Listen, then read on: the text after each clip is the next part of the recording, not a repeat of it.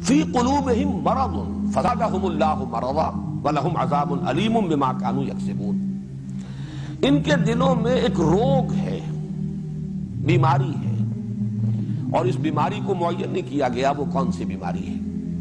Note کر لیجئے، یہود کا مرض اگر وہ تعویل خاص سامنے رکھیں کہ اس میں روح سخن یہود کی طرف ہے، تو وہ تکبر، ان کی ایک مذہبی چودراہٹ، اور تکبر ہی کا عکس ہے، اسی کا نتیجہ ہے حسد.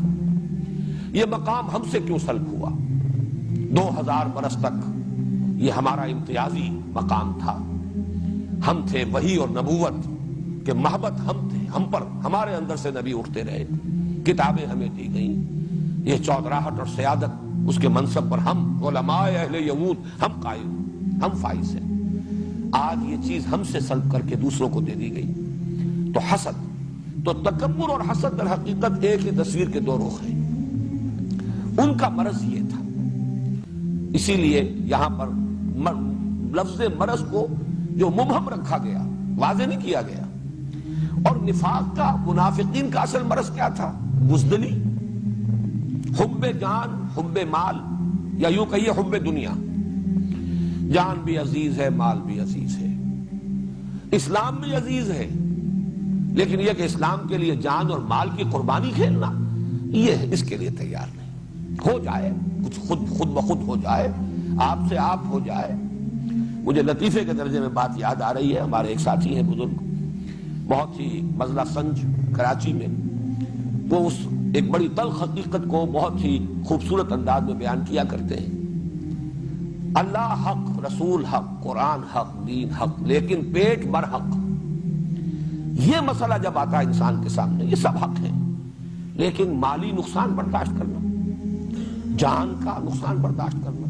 جبکہ وہ لوگ کہ جو خرچ بعد آباد کی شان کے ساتھ آتے ہیں، تو علامہ اقبال کا وہ شعر بہت مشہور ہے، تو بچا بچا کے نہ رکھ اسے، تیرا آئینہ ہے وہ آئینہ کہ شکستہ ہو تو عزیز تر ہے نگاہ آئینہ ساز. لیکن جن کی یہ کیفیت نہیں، وہ جو غالب نے کہا کہ جس کو ہو جان و دل عزیز اس کی گلی میں جائے کیوں. لیکن کچھ لوگ اس گلی میں داخل تو ہو گئے ہیں، جان بھی عزیز ہے، مال بھی عزیز ہے، کسی شے کا نقصان جو ہے گوارا نہیں ہے، تو وہ تو مذبذب ہو کر رہ جائیں گے. فی قلوبہم مرض، تکبر کا مرض یہ یہود کا.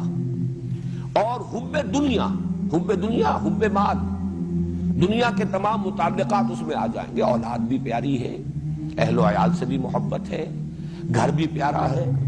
سورہ توبہ کی آیت ذہن میں لے آئیے، قل ان کان آباؤکم وابناؤکم واخوانکم وازواجکم وعشیرتکم واموال اقترفتموها وتجارۃ تخشون کسادها ومساکن ترضونها احب الیکم من اللہ ورسولہ وجہاد فی سبیلہ فتربصوا حتی یاتی اللہ بامرہ واللہ لا یہدی القوم الفاسقین. اے نبی ان سے کہہ دیجئے، اگر تمہیں اپنے باپ، اپنے بیٹے، اپنے بھائی، اپنی بیویاں، اپنے رشتہ دار، اعزاء و اقارب، اپنے وہ مال جو تم نے بڑی محنت سے کما کر جمع کیے ہیں، اپنی وہ تجارتیں جو بڑی محنت سے جمائی ہیں اور جن کے کساد کا اور مندے کا تمہیں خوف لاحق رہتا ہے، اپنی وہ حویلیاں، اپنی وہ جائیدادیں جو تمہیں بڑی محبوب ہیں، پسند ہیں، اگر یہ چیزیں محبوب تر ہیں اللہ سے اور اس کے رسول سے اور اللہ کی راہ میں جہاد کرنے سے، تو جاؤ دفع ہو جاؤ، انتظار کرو، گو اینڈ ویٹ، یہاں تک کہ اللہ اپنا فیصلہ سنا دے. حتی یاتی اللہ بامرہ. اور اللہ ایسے فاسقوں کو زبردستی ہدایت نہیں دیتا، یہ اس کی سنت نہیں ہے. وہی قانون یہاں آ رہا ہے، فی قلوبہم مرض فزادہم اللہ مرضا. تو اللہ نے بڑھا دیا ان کا روگ. یہ بڑھانا کس اعتبار سے ہے؟ یہ اس اعتبار سے ہے کہ جو فرمایا گیا یمدہم فی طغیانہم یعمہون. اللہ تعالیٰ ان کی رسی دراز کر رہا ہے، ان کا پردہ چاک نہیں کر رہا. یہ رسی دراز ہو رہی ہے، وہ سمجھتے ہیں ہم کامیاب ہو گئے، دیکھو ہم بچ گئے، مرحلہ سخت آیا تھا، ہم نے جھوٹا بہانہ بنایا، اپنے آپ کو بچا لیا. یہ مسلمان بیچارے، یہ جو دیوانے ہیں، فینیٹکس ہیں، یہ ہیں جان جوکھوں کے کام کرتے پھر رہے ہیں. ہمیں چھوٹا سا جھوٹ ہی بولنا تھا نا، ایک چھوٹا سا بہانہ بنایا جا کر اور اپنے آپ کو ایگزمپٹ کرا لیا، رخصت لے کر معذرت کر کے آ گئے. تو وہ سمجھ رہے ہیں کہ کامیاب ہو رہے ہیں، در حالانکہ وہ اپنی عاقبت برباد کر رہے ہیں. فزادہم اللہ مرضا. یہ جیسے جیسے رسی ڈھیلی کی جا رہی ہے، ڈھیل دی جا رہی ہے، ان کا مرض بڑھ رہا ہے۔ یہی وہ قانون ہے جس کی آخری شکل وہ ہے جو کہ آ چکی ہے پہلے رکوع کے آخر میں، ختم اللہ علی قلوبہم۔ قانون ہدایت و ضلالت یہ ہے کہ اللہ تعالیٰ نے انسان کو چوائس دیا ہے، فری چوائس انسان کا ہے، نیکی اور بدی کی تمیز دے دی، خارج میں بھی داعیان حق بھی ہے اور داعیان شر بھی ہے، داعیان خیر بھی ہے، داعیان شر بھی ہے، انسان کے اندر کسوٹی بھی ہے، عقل کی بھی ہے، اور نیکی اور بدی کی تمیز فَأَلْهَمَهَا فُجُورَهَا وَتَقْوَاهَا کو بھی ودیت کر دی گئی۔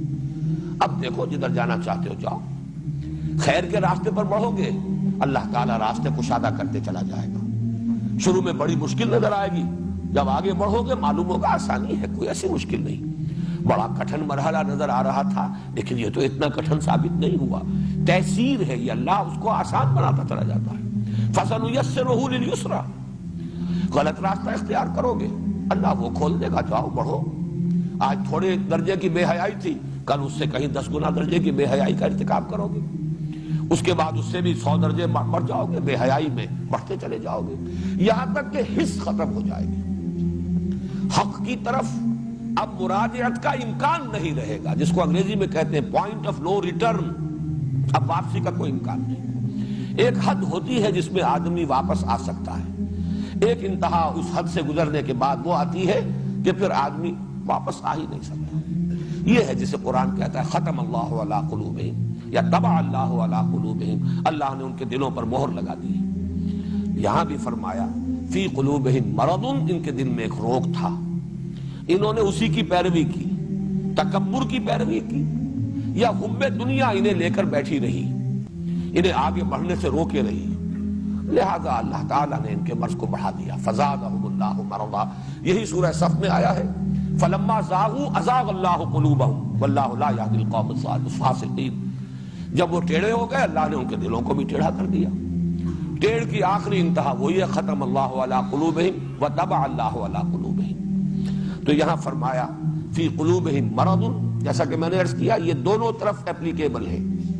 علماء یہود کے دلوں میں اپنا پندار، تکبر، غرور، اور اس کی بنا پر مسلمانوں سے اور حضور سے حسد، اور دوسری طرف منافقین کا مرض حب دنیا، حب مال، حب اہل و عیال، حب جائیداد، یہ محبت ہے، دنیا اور اس کے متعلقات کی محبت ہے۔ ایمان مجھے کھینچے ہے تو روکے ہے مجھے کفر، کعبہ میرے آگے ہے کلیسا میرے پیچھے، مذبذبین بین ذالک لا الہ ہؤلاء ولا الہ ہؤلاء، چلنا چاہتے بھی ہیں چل نہیں پاتے، ہمت نہیں، ہمت جواب دے جاتی ہے، ورنہ بات اچھی لگتی ہے۔